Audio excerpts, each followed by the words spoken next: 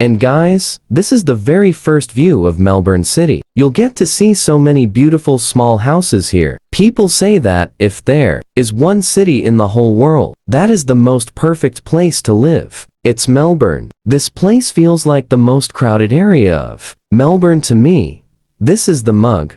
If you watch cricket, then you definitely know about the Melbourne Cricket Ground. This alley reminds me of those Hollywood movie scenes where the villain runs into a narrow street, suddenly stops, and then 4 or 5 people surround him and a fight starts. These streets seriously look like that type of place. And look, just like America, you can also see homeless people here. Honestly, I really liked Melbourne City. Music. Welcome everyone to a brand new video, a brand new series, a brand new country, and a brand new continent. Finally, we have arrived in our 5th continent, Australia. By now, after seeing the thumbnail and title, you probably already know that I'm currently in Melbourne, the capital city of Victoria State in southern Australia. I'm sure most of you have heard about Melbourne, and if you haven't, no worries, because in today's video I'm going to explore Melbourne City in great detail and depth. To reach Australia from India,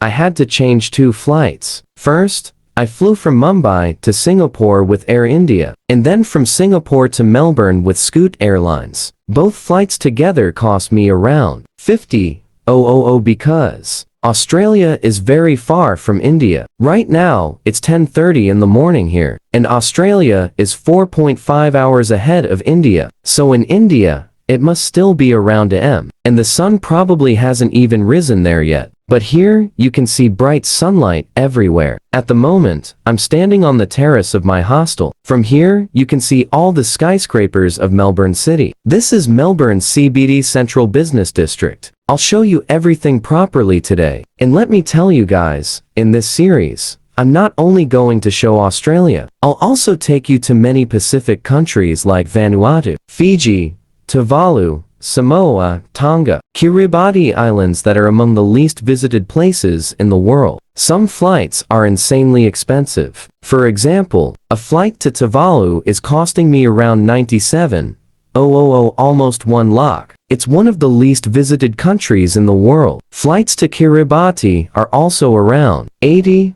$90,000, and places like Micronesia and Marshall Islands can cost up to $1.5 lakh just for tickets. So, yes, my pockets are definitely going to get lighter, but the experience and documentary I'm going to create will be something you've probably never seen before on YouTube, not even from Indian YouTubers. I was searching for details about Kiribati Island in Kiribati and couldn't find even a single proper video about it on YouTube. That island is so isolated that people say it's the first place in the world where the sun rises. There's literally no continent for thousands of kilometers around it, only ocean. For example, if it's Sunday morning there, it could still be Saturday in Hawaii, even though the clock time is the same. There's only 1 flight per week to that island. Once you go there, you're basically stuck for a week. Anyway,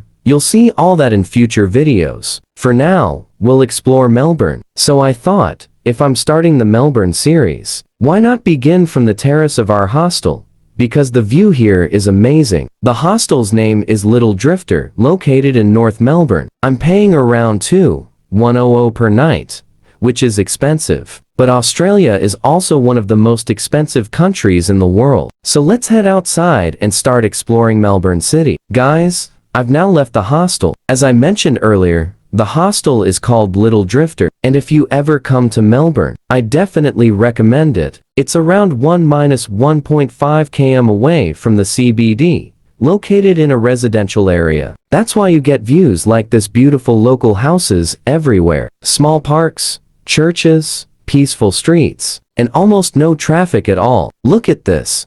Someone chained up their bicycle here, but somebody stole just the tire. So yes, these things happen in Australia too. And guys, don't get fooled by the sunshine. It looks warm, but it's actually freezing cold. The temperature right now is around 10 C. I used to think Australia was only hot, but it actually gets very cold too. And many places even receive snowfall because Australia lies in the southern hemisphere. When it's winter in India, it's summer here, and vice versa. Right now it's July, which is one of the coldest months in Melbourne. One thing Melbourne is especially famous for is its weather. Just like London, the weather here changes constantly. People say you can experience all four seasons in a single day. One moment you need sunglasses, the next moment a jacket, and suddenly an umbrella. And guys, this is the first proper view of Melbourne City. So many beautiful little houses everywhere. There's barely any traffic on the roads. Even at traffic lights,